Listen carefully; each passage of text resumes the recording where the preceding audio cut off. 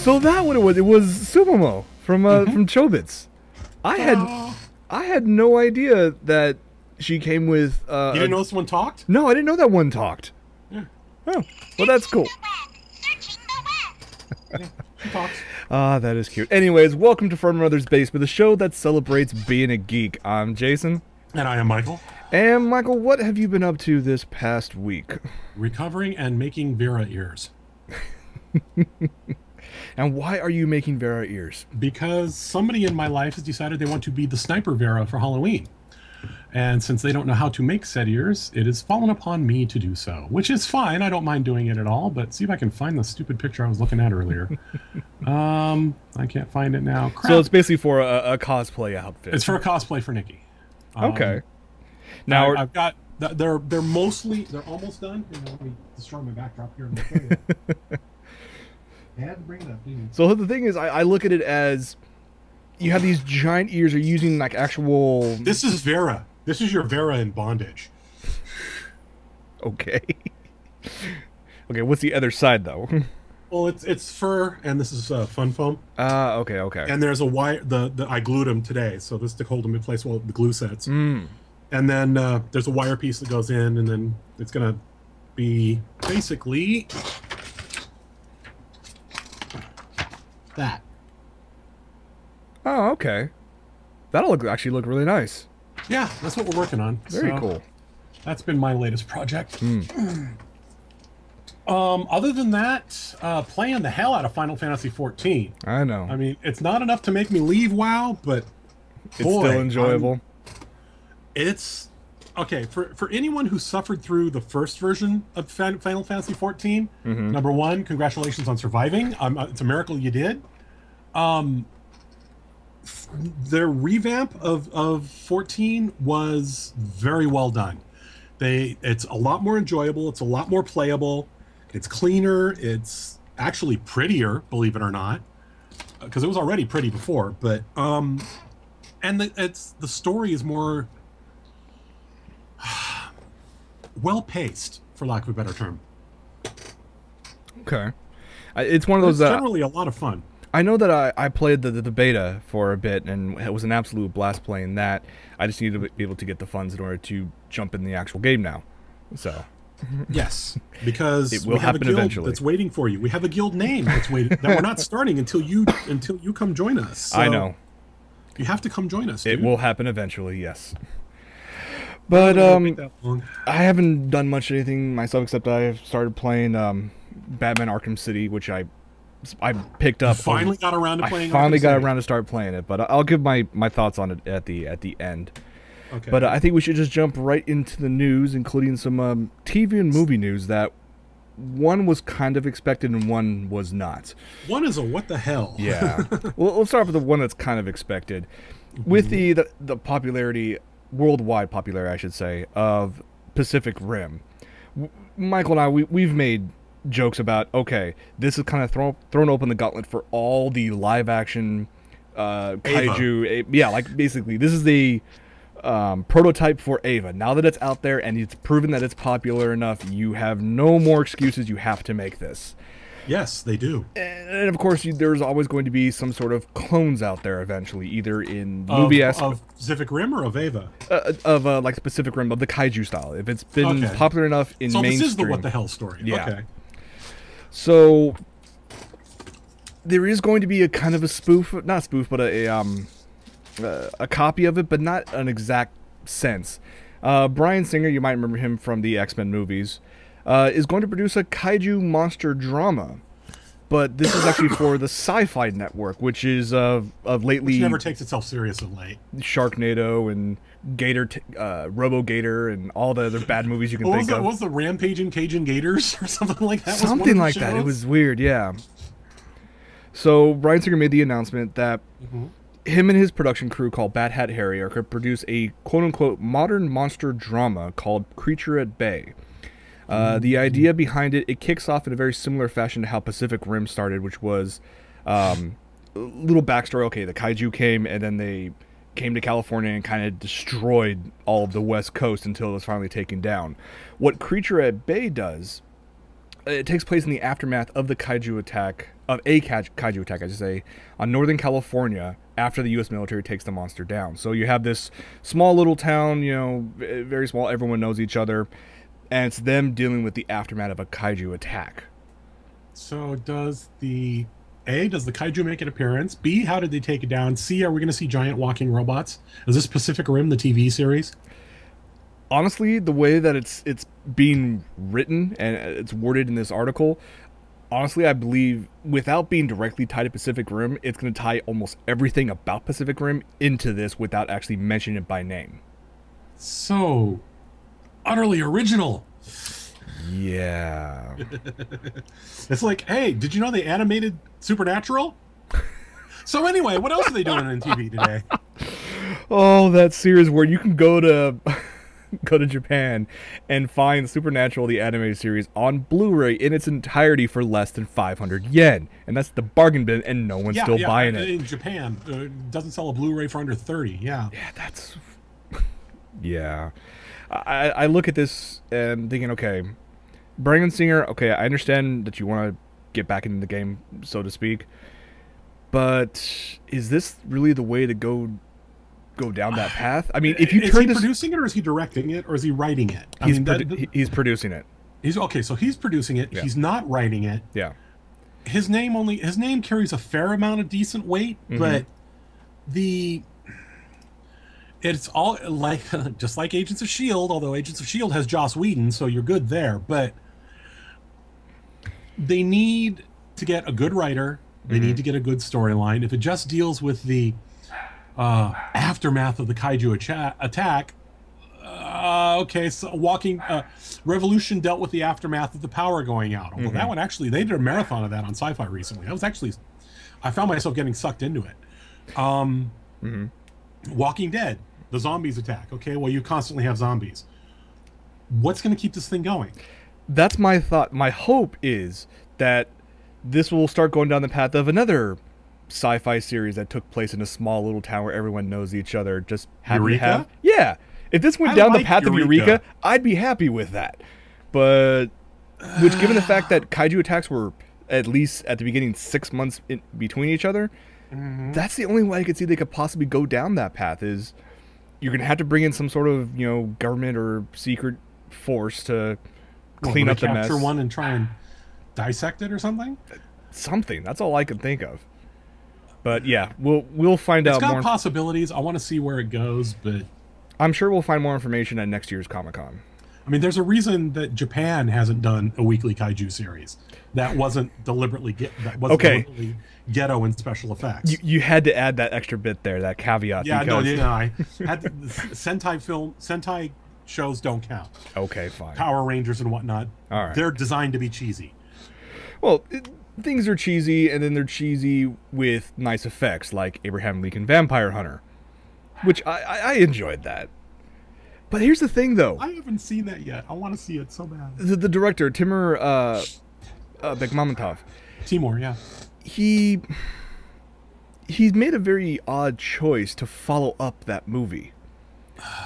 And I questioned this. Like, okay, so Timur, he's been great with, you know, Abraham Lincoln Vampire Hunter, but he's jumping from that to working with MGM on a remake of a movie that honestly does not need a remake. No, they're going to remake Ben-Hur. Why? I don't know. Ben-Hur, for its time, it still stands up today. It's a film it's a classic of film. You can even say modern filmmaking, even though it isn't modern. But yeah, some things don't need a remake. I mean, the Brady Bunch kind of needed a remake. Yeah. Ben-Hur doesn't need a remake. No, the absolute, like, the cinematography and the absolute scale that they were able to create back then is still impressive today. Oh yeah, and admittedly, you can take this with modern CGI and green screen effects and whatnot. You can take that scale way more beyond.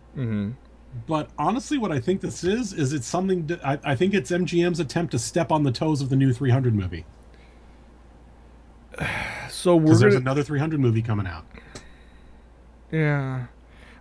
Plus, also, I guess it's going to try to tie in with two other movies, well, not tie-in, but kind of compete with these two other movies that are trying to bring back the classic, very huge, epic storyline that I was never really a fan of. Apparently, there's two other movies called Exodus and Noah. They're basically trying to create giant epic films from the Bible. I'm like, really? We don't need that. I can't think of Noah and not think, Noah, it's God. Right. It must be so many cubits by so many cubits. What's a cubit? You know? No. Yeah. It's got a bad Bill Cosby shtick written all over it. It's...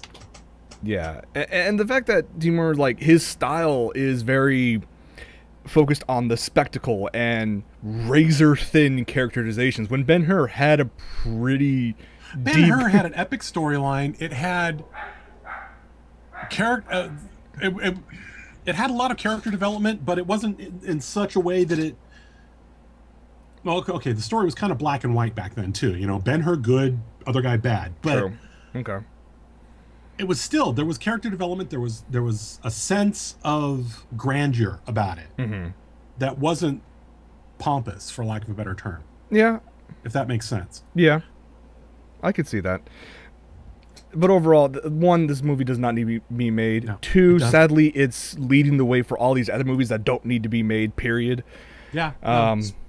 I still laugh at the fact that there's going to be a new movie, like an actual Hollywood, produced movie based on that Left Behind Rapture series.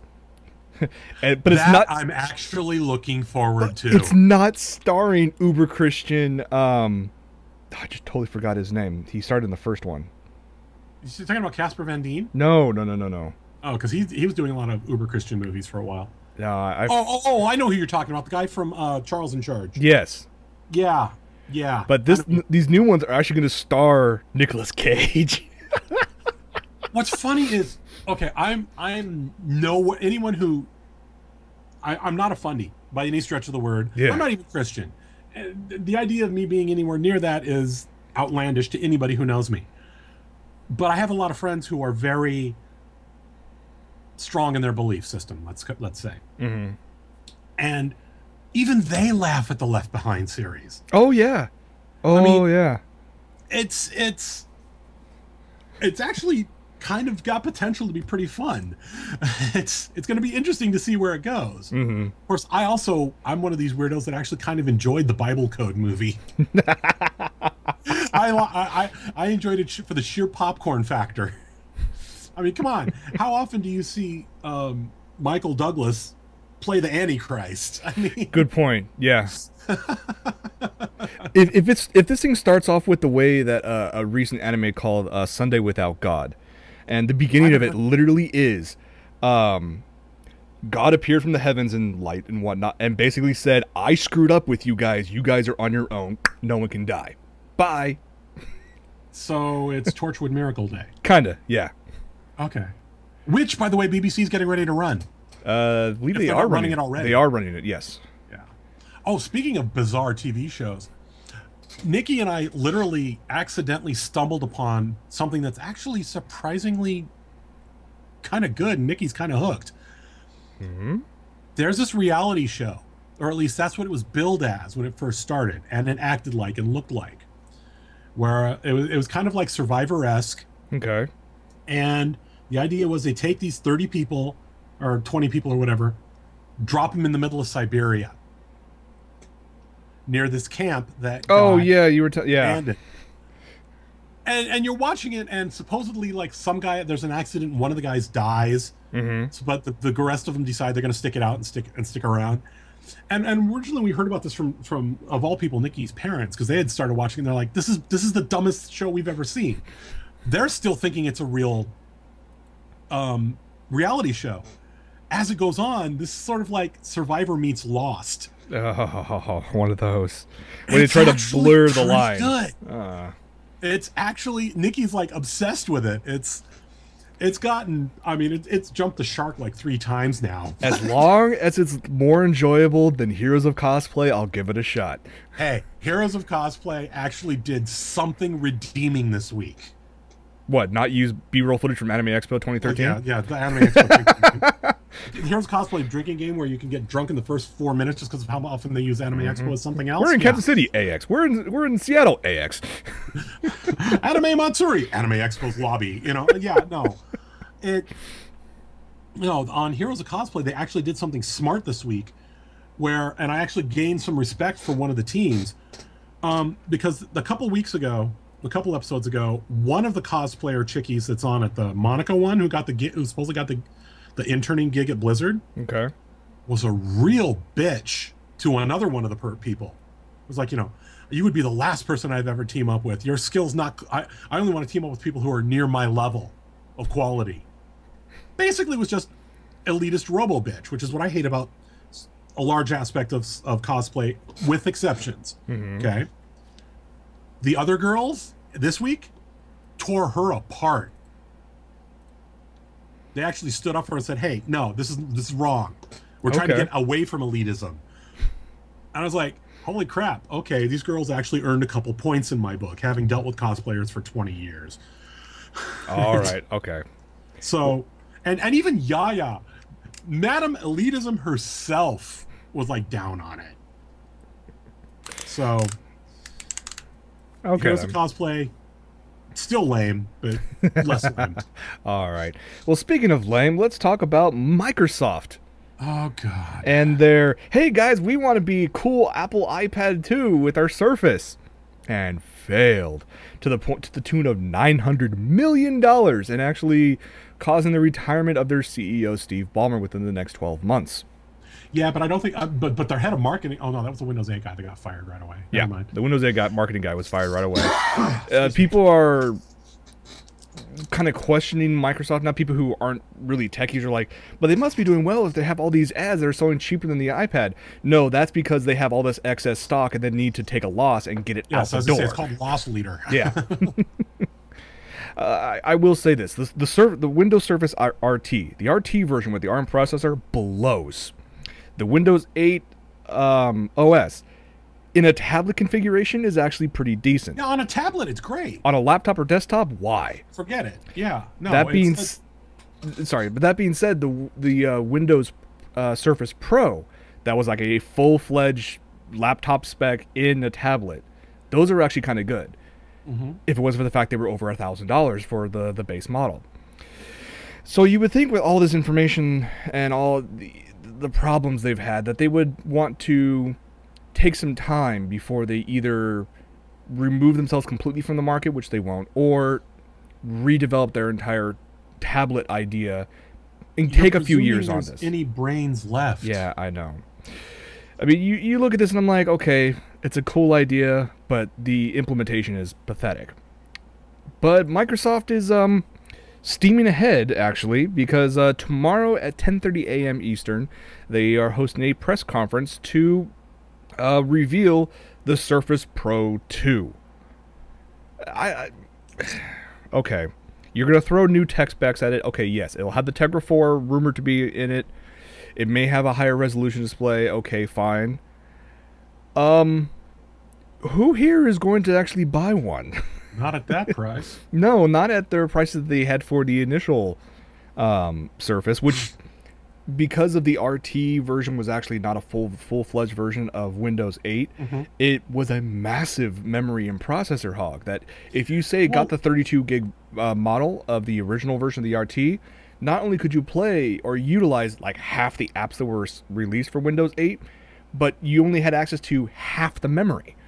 Right, because the rest was taken up by the RT. Yeah. And also there's the thing with the RT programs, RT rather, a lot of programs that are written for Windows 8 won't run on RT.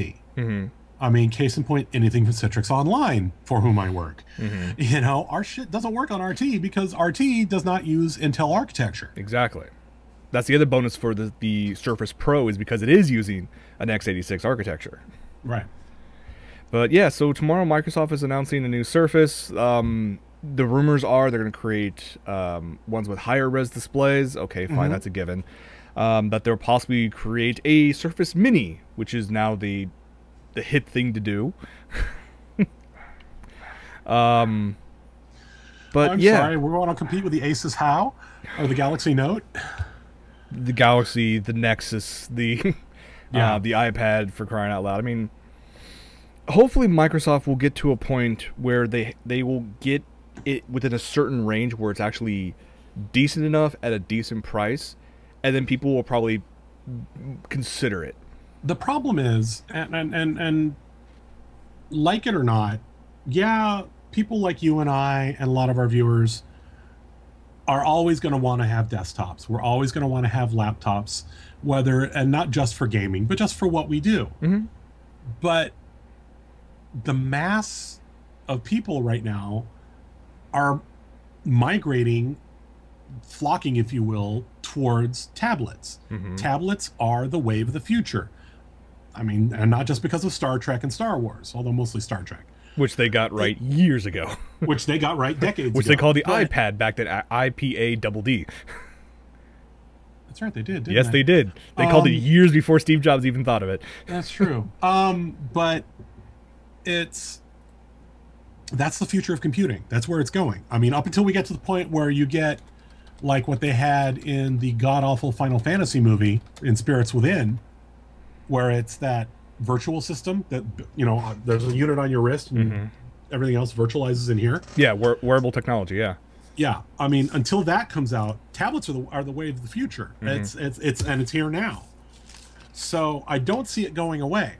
But then again, I don't see desktops and laptops going away either. True. Because there are until they get the technology of a laptop that can do with a decent interface what my desktop or my laptop does. I'm gonna need them. You know, I'm not walking away from my desk. Yeah, no, I agree with you, and that's why one of the reasons why I like the Surface Pro is because in terms of tech specs, it was a decent, spec laptop. It's just the OS and the UI sucked. So, well, I'm curious to see what lessons they're going to with the thing with the release of the Surface 2. It's going to be obviously updated tech specs, but that means they're probably going to be getting ready to announce the because aren't they getting ready to announce the Surface Pack for 8? Yeah, didn't you know it's called Microsoft 8.0 Zune Edition? I'm actually being serious in this statement. No, you are correct. They are going to be releasing the. So they're it's going to be interesting to see what lessons they've learned and how they apply it. Yeah. So that'll happen. I like to. I mean, for God's sakes, Bill Gates. Not that you're watching, but if you're watching, fix your freaking company. That means you have to come back. Yeah, come back for a year or 3. Yeah, true. Put the shit back on its oars, and get the boat back upright again, and then leave and watch it go to crap. Yeah, but I mean, I look at this and okay, fine. They're gonna learn probably the hard way of how to actually get into the tablet market, how to promote it, how to make it work. But that's not the announcement I'm looking forward to tomorrow. The one that I'm not going to wake up early for. No, the one I'm going to wake up for and actually watch is surrounding this image right here. Yeah, and I'm gonna wake up tomorrow when I get up, and I'm gonna contact you, and I'm gonna say, what did I miss? Because I'm not getting up that early. Yeah, I understand. This is actually an image off of a certain web page on Valve's Steam store. If you go to store.steampower.com/living-room, you get this image. And above it, it says, the Steam universe is expanding in 2014. Valve actually had a presentation at a Linux convention last week. And basically, they went out there and basically stated that Linux is the future of gaming, how everything's going to work in their mind. And Valve is pretty not only eccentric, but most times they're actually pretty correct. I was going to say, if anybody can do it, it's Valve. Yes. So they've already teased the whole Steam box for a while, but they made the announcement there's going to be a presentation tomorrow, Monday. And if you go to their website, this is a timer, and it comes to this image. So we may see the launch of the Steam box tomorrow, or at least some information about it. Or hopefully some legitimate specs, because right now this thing's looking a lot like vaporware. I mean, wasn't there that game system that they set all these outlandish specs for? The Phantom Next. It turned out to be vaporware. Yes, I was at E3 that year. I still have a shirt that says Phantom, I believe, and it has their little logo right here. It's I don't want this to turn into another Phantom. I want to actually see this thing happen. So start giving us some specs, show us a prototype, something. Yes. We've even seen prototypes of the PS4. We know loosely what it looks like. Mm-hmm. So that's going to happen tomorrow.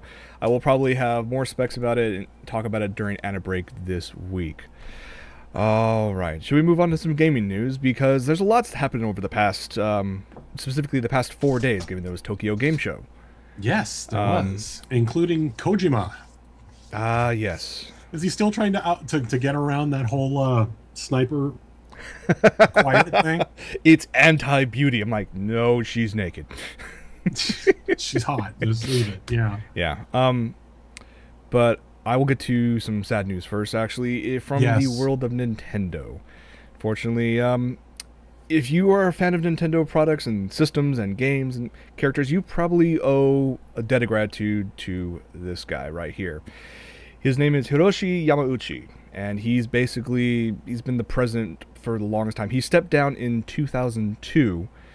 He was president of the company back in 1949, back when they were actually have playing cards. They were releasing playing cards instead of actual video games.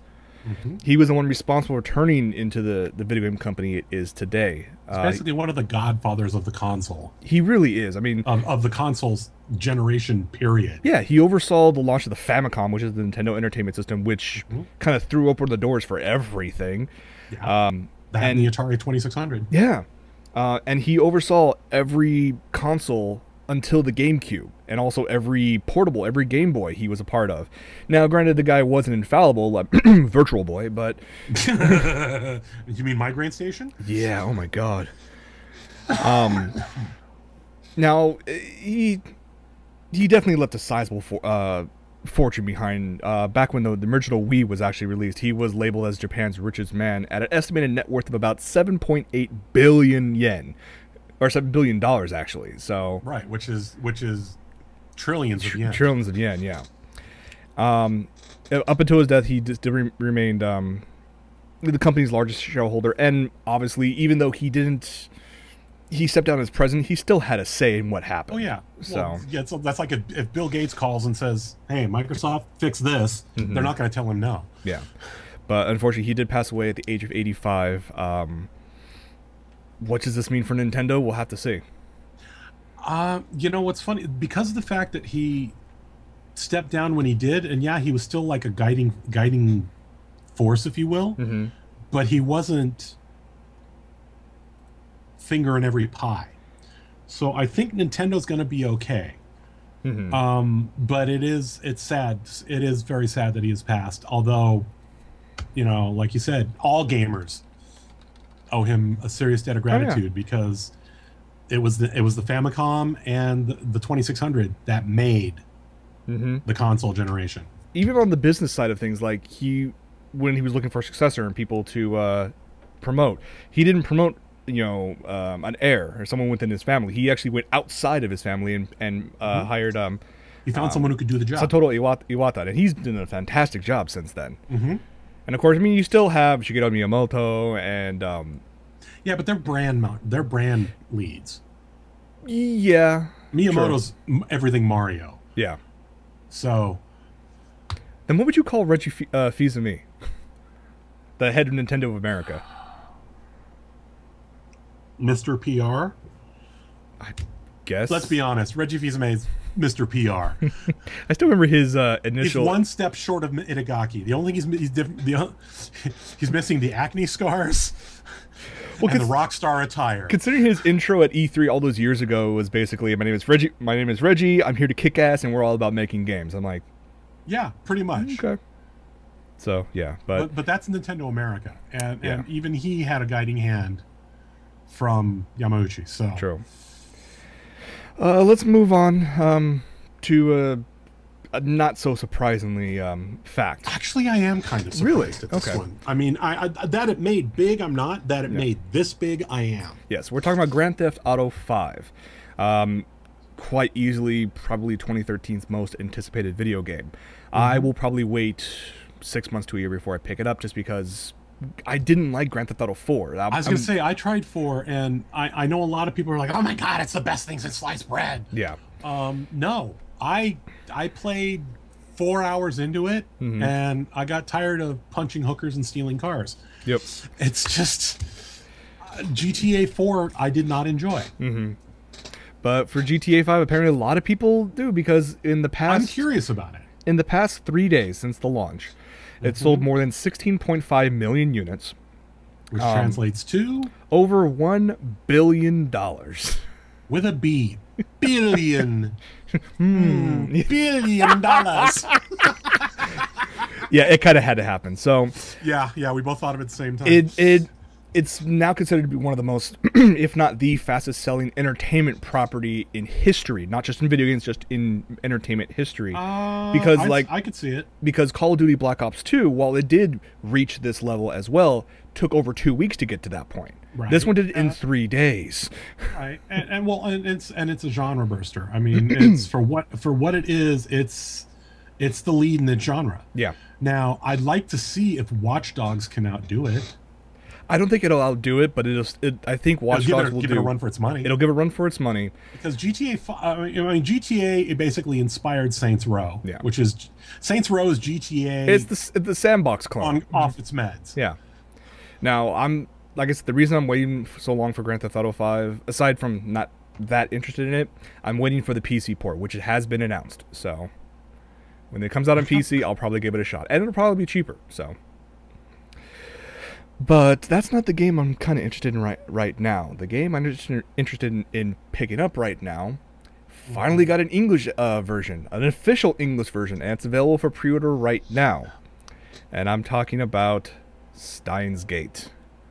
Steins Gate. Is that PC or PS3 or what? This is going to be PC. Interesting. Yes, it is. Get your J list ready. It is available at Jest. So, this has been long in the making. It's like I said, it's an official English version. There is going to be a limited edition for this, a limited physical edition, I should say. That's a one-print run that you can only get via pre-order. Once that's it, that's it. The rest, if you don't get it during this time frame, will be digital only, which is still fine, but you don't get all the cool stuff. I want the badge. You want the badges, yes. It'll have original fan book, the user manual. $60. $60 for it. I think it's worth it. I kind of want it just for the badges. I kind of want it for the game, but yes. Yeah, the game I'm curious about too. I mean, it's because unlike a lot of visual novels, this is an actual. I mean, it's not H-rated, you know? Right. I mean, most people, you say visual novel, people think eroge, porn, hentai, eroge, Nitro Plus, and it is Nitro Plus. So I mean, most of what Nitro Plus does is along that line. This one actually has serious story, and it actually makes you think. I mean, yes. It's like the thing about Steins Gate was, yeah, it had some fairly outlandish stuff and an unhealthy obsession with Dr. Pepper, but it was a story that made you think. Mm-hmm. And from what I understand, the visual novel's just as good, if not more so, because it goes in more depth. Yeah, SegaFan makes a good point in the chat that the story tree that was shown during their panel for this at Anime Expo was absolutely huge. Mm-hmm. So I'm definitely looking forward to this, and hopefully it actually gets more people interested in visual novels as a whole. Now, that does not mean you have to focus on just the eroge portion. There's a whole bunch out there that's not, and it's still very... Well, there's another non-ecchi one that ended up being given away by J-List as an add-on was one I believe was called Sakura. Hang on, I've got it right here. Snow Sakura. Is that Snow Sakura? Yeah, I think Snow Sakura. Okay. Which is a visual novel that takes place in, it starts out like a lot of your normal date sim games are, but it's not a date sim. It's an actual visual story. And it's surprisingly good, albeit long. Sure. Well, see, the long ones usually, if it's actually a good storyline, will keep you interested for that long period of time. I lost 12 hours into that okay. before I realized what was going on. It's kind of scary. Gotcha. Okay. Well, we briefly mentioned Tokyo Game Show, and it's time to show a couple trailers that came out of it. A lot of the information that came out of the press conferences for Tokyo Game Show we kind of already knew, but then again, this was mainly aimed towards the Japanese audience, so which I feel bad for them. They're actually, this is like one of the first times in memory that a brand new console isn't released in Japan before it hits Europe or the United States. It's quite the opposite, because the PS4 and the Xbox One are coming out in the United States in November. Because we're the world's largest market. They're not going to get it in Japan until like next February or April. Which is a switch, because if you remember, like the old Final Fantasy games and the PS3 hit Japan first. True. So, which kind of makes sense. I mean, that was would think where they're based out of. But plus, also, you would think that would be their target audience. But like you mentioned, the United States is, or just North America in general, is one of the largest, if not the largest, consumer market. If it's not the largest market, it's number 2. Yeah. So let's talk about a few things. Mainly, this stuff is going to be on PS4 because Microsoft was there. Curious about this one. They had 8 games there, and it's all stuff we've seen before. So, but this first one is called Deep Down. This is by Capcom. It's an online RPG. It's going to be free to play. Let me just play the trailer. And then but is it an MMO or is it? Not necessarily. No, it's more just a very large dungeon crawler. So here you go.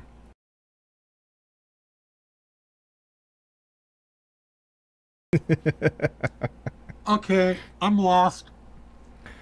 Okay. So, I'm guessing this is an MMO, a free-to-play MMO. They just say a free-to-play game. It's just a giant dungeon crawler. They call it procedurally generated dungeons. It's random dungeons. Okay. So, and even though it has this dark fantasy environment, it has been confirmed by the producer of the game that the game, in fact, does take place in New York circa 2094. So, are they trying to do the something similar to like Assassin's Creed, where you have the futuristic and past mixed together? Or is it something along the lines of Dot Hack, where maybe it's a world environment, a future game, world environment, like maybe they're trying to make an MMO along the lines of SAO, but. Well, we'll find out close to the launch of the PS4. I want to know more about it. I mean, I'm watching and looking, it's going, okay, I'm seeing sci-fi, seeing medieval armor knights with lance stabbing at dragon throwing magic. What? Which means I'm going to look at it and go, okay, you're going to have someone pop up and like create a character in like Asuna and whatnot. And we're like, we're going to go. Oh, yeah. How long before the Asunas and the Kyoto show up? Well, there will be an open beta sometime in February, so those of you who have a PS4 at that time will may be able to join this. All of you who manage to acquire a PS4, yes, or manage GameStops as of 6 months ago. I was pissed about that. Long story short, GameStop every year or so has a managers conference where they take all the GameStop managers there to talk about the latest stuff.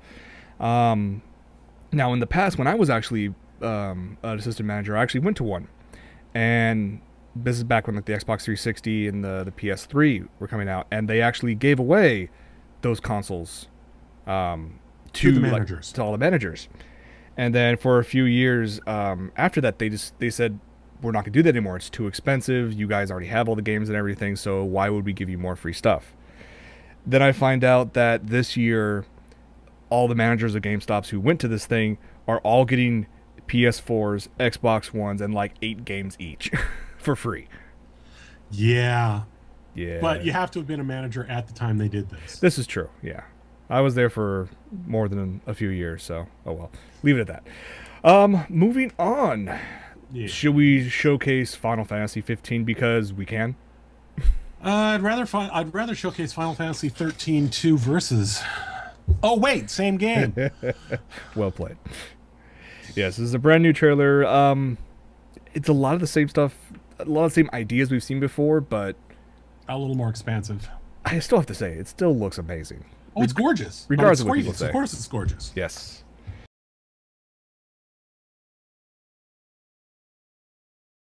Ladies and gentlemen, I give you the reason Special to... guest appearance by Cloud. Yeah.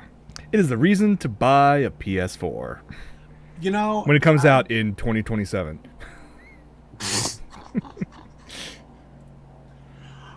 It looks good. It looks like a cross between Final Fantasy and Drake's Fortune. Because that whole through the window tumbling sequence blah, did that look straight out of the Drake's Fortune series? It really, yeah. I forget what the actual game series is called off the top of my head. And then you got the guest appearance by Cloud. Let's see, we saw Leviathan.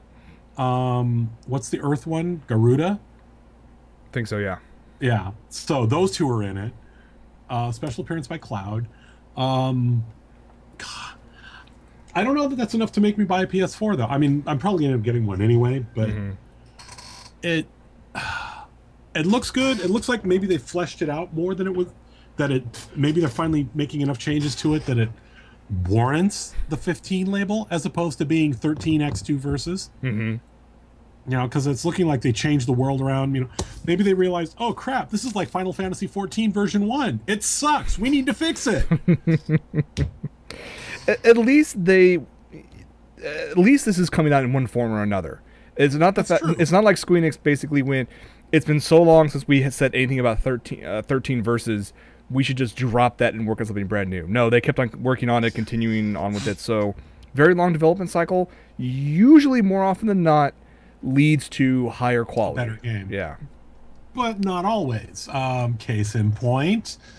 Oh God. Stupid name. Duke Nukem. Well, see, that was different. That 13-year wait for a game that sucked ass. Did you expect hardcore quality from Duke Nukem? I expected something playable. Now you're asking for too much. Yeah, I know. I know. Heavens forfend, I want a game that I can actually, play. The last trailer we're going to go ahead and show tonight is actually a resurgence of a classic fighting game, sword fights and the like. But this one, I'm not actually that interested in. And what's really weird is the fact that they're labeling it as a free-to-play. It's like, how the F do you make this a free-to-play when it's a beat-em-up? Yes. Here you guys go. It is Soul Calibur Lost Swords.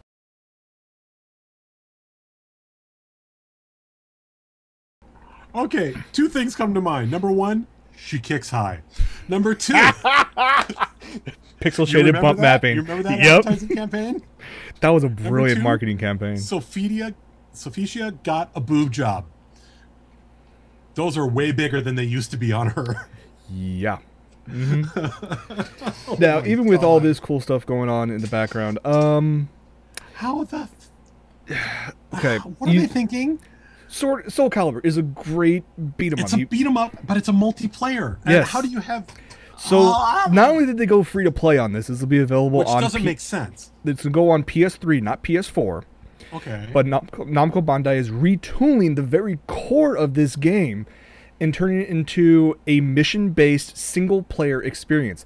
There's a bunch of character customization, but if you want to fight your friends, you can't. They nixed the competitive feature altogether. Which defeats the purpose of Soul Calibur. Soul Calibur was one of the... I mean, it's right up there with Tekken, Street Fighter. Yeah, those are the big ones. Yeah. I mean, I don't count the Brawl series because the Brawl is sort of like an all-stars. Yeah. But I mean, as far as original IPs, Street Fighter, Tekken, and Soul Calibur, and King of Fighters. Those are the ones that stick out in my mind. Yeah. Now, what's interesting, though, is the fact that say you wanted some help with a friend if you're stuck on a level or a mission and whatnot. You need, usually you would pick a support character. Apparently, if you play this game long enough, you can upload your character online and your friends could download it, but you can't fight that character. Instead, you use that character as a supporting character for your own missions. Okay, I still want to be able to pick up a sword and beat the crap out of my friends. Maybe I want Darth Vader to force choke. What's his name? Yeah. Not Taki. Taki's a chick. Yoshimitsu or something. Now, I can't say that this is Hey, at launching. least they're not bringing Spawn into this one. No, Spawn is. Spawn's in this one? Spawn's in this one. There's already gameplay video of Spawn. Okay. Now, what was that piece of crap character that McFarlane came up with original for it? oh, I don't remember. I mean, the Spawn character was pretty cool, but McFarlane actually created an original character. It's like not Thanos, but something like that. Oh my god, that was the lame ass character. Now, I was hoping that the whole fact of taking out the competitive bit was just this is a one-off piece. You'll never see us again in any other video game. Like an offshoot? Sad to say no, because there's actually a version of Tekken coming out called Tekken Revolution that does the exact same thing. Free-to-play, single-player, mission-based, no competitive. Which is like, okay, what's the point of having a fighting game when you can't fight friends? Well, okay, but if it's an offshoot adventure game, like an RPG, that's one thing. Or an RPG with beat-em-up elements or whatever, that's one thing. But why are they emphasizing the free-to-play model? Because it's like, you buy the game, you own the game, that's effectively free-to-play. Free-to-play means you play the game, but if you want to advance, you gotta buy Uber boob protecting armor that's invisible or whatever. They'll probably have microtransactions out the ass for this. Plus, also, I'm guessing, like they had, I think it was in Soul Calibur Legends. Essentially, go down the same path where you have mission based. It's technically the same code as a fighting game, but you fight AI rather than other players. I'm guessing they're trying to treat this as to try to get people interested who have never been in the Soul Calibur franchise before to pick it up and maybe pick up some of the other games. But even so, and the story modes for Soul Calibur unlock some pretty cool stuff. More than just being able to customize the opening sequence to where you have Yoshimitsu doing the hair wave thing that Sophia does. It was so funny. My son did that. Or no, Voldo. Was it Voldo? Yeah, the bondage dude. Yes, Voldo. My son, in the original Soul Calibur on the Dreamcast, had wired it so that when the Athena Chicky Sophia scene, where she stands up and does the thing where she runs her hair so innocently, it's Voldo with his forks going like this. It's hilarious. All right. Well, there actually is a game that initially came out over in Japan semi-recently that I never thought would actually make its way stateside, but it's been official. It is on its way over. Especially since the series hasn't really done well over here. No, it really hasn't. And what we're talking about is JoJo's Bizarre Adventure All-Star Battle. If you guys have never heard of this this series before, you're not alone. Yes, it is a long-running series, long-running manga series. How to even try to explain this series? And I wouldn't know how to describe JoJo. It's yeah, part Fist of the North Star, part Naruto, part God, I don't know. Yeah, it's a lot of different things over and over. But it's incredibly popular in Japan. It is. And they created this game, the All-Star Battle, is what you're seeing. And where you take all the main characters and you can fight each other. Take like a Naruto game or a DBZ game, and then you figure out the same idea behind it. So this came out in Japan. Just did a nut shot? You just did a power nut shot. Yes. That's awesome. So surprisingly, Bumblebees. This is not actually the first game that's actually come over. There was actually back in the mid '90s, there was actually a JoJo's Bizarre Adventure game for the PS1 that came out, and it didn't do well at all. This one, I think, will probably have a better chance of getting some more of a following because it actually is coming stateside, an official release in 2014. Well, then they're also playing the whole cell shade thing, kind of like DBZ Kai. I think it was Kai. Was that the one that was the battle? No, Kai is the abridged version of Dragon Ball Z. Okay, well there was the DBZ that was all cell shaded 3D. Oh, I know what you're talking about. Yeah.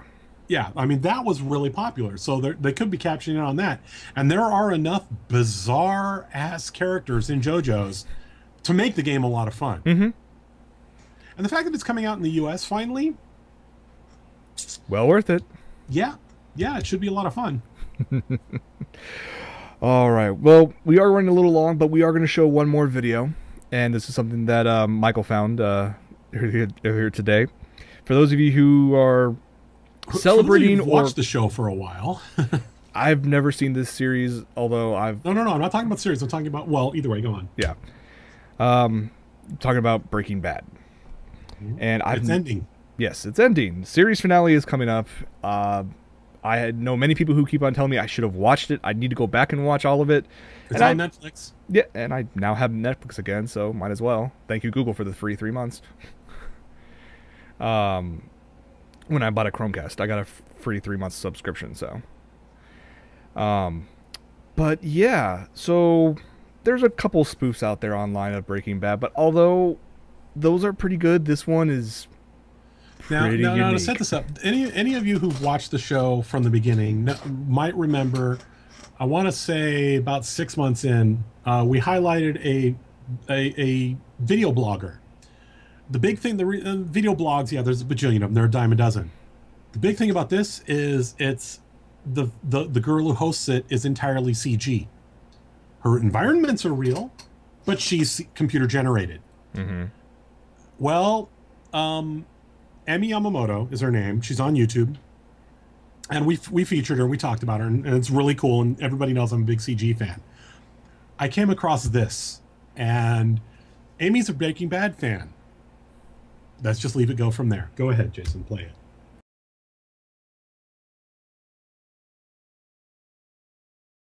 I just had to share it because I just thought that was awesome. It is very well done.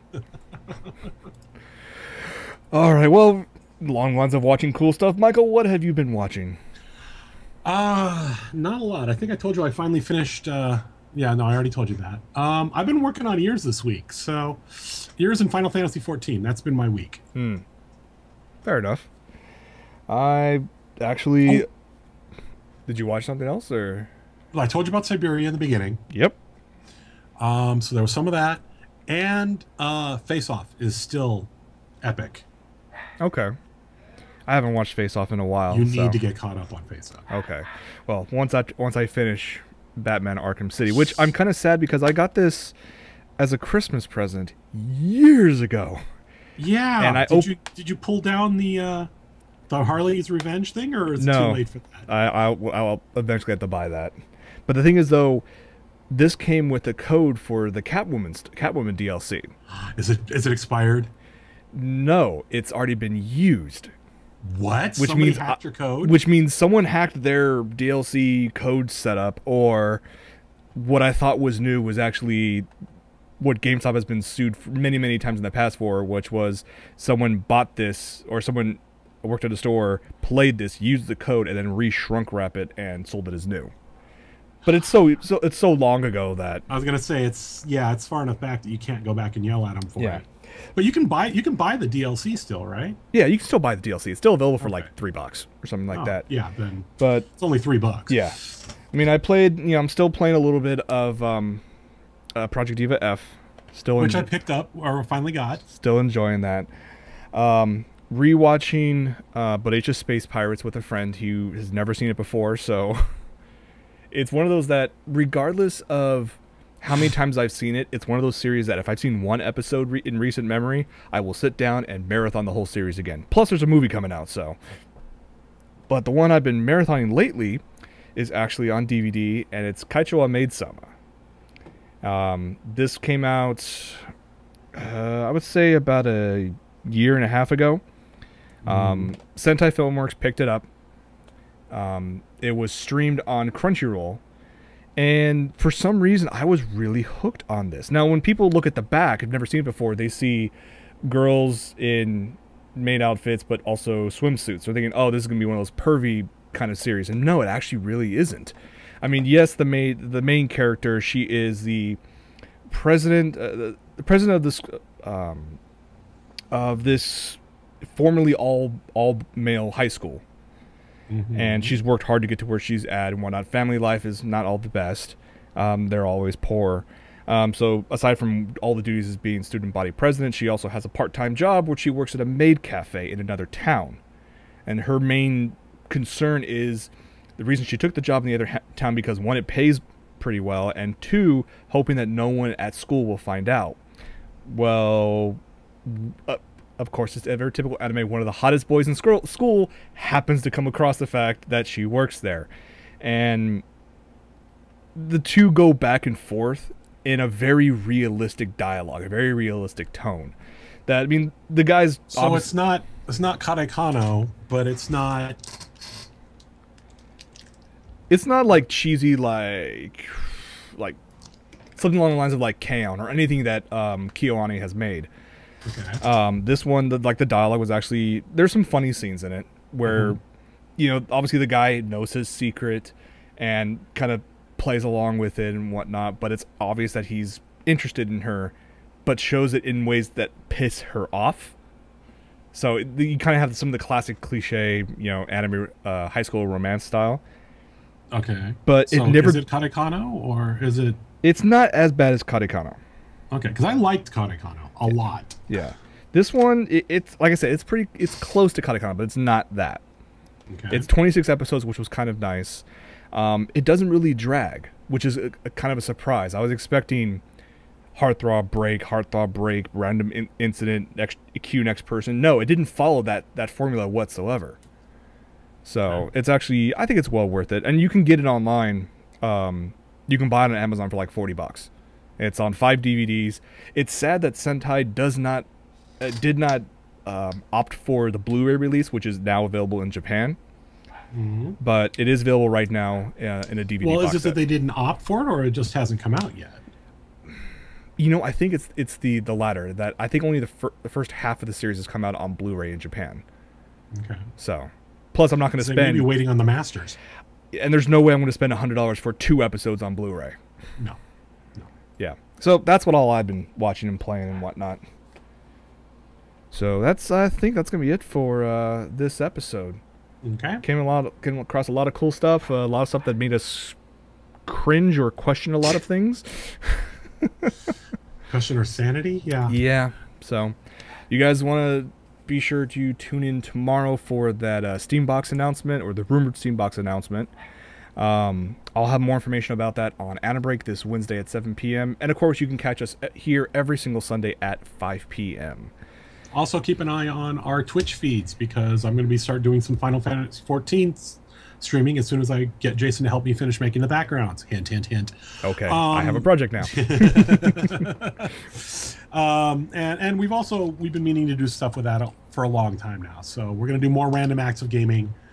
And we still, for those of you who asked, and some of you have, no, we have not forgotten the review show. Life has intervened. Yes. So it will happen. We just don't know when. All right, everybody. Thank you so much for hanging out with us tonight. Stay tuned for post-show and for Fire Mother's Basement. I'm Jason. And I am Michael. And we'll see you guys next week. Take it easy.